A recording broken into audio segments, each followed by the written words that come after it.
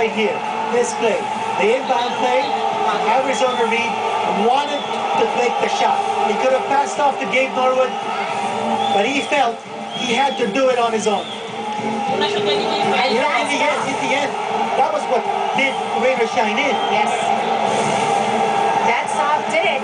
Para dito sa BMEG Diamandos 99-98, and we've got our best player with Dominic Uy. Thank you, Pat. James Yap, our best player, 23 points, 13 points. James, in the second half, ganda naman sobra ng habol nyo nung pagdating ng second half. Ano ba yung ginawa nyo nun?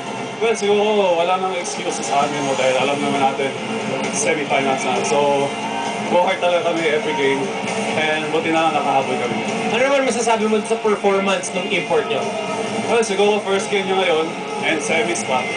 So, siguro nag-a-adjust bago. So, hopefully, it's kami second game. It's kami Sunday. Maka-recover siya at maka-adjust sa agad.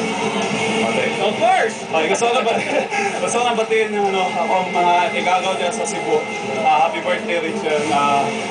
Richard. Alright, congratulations again, James. Pat? Maraming salamat.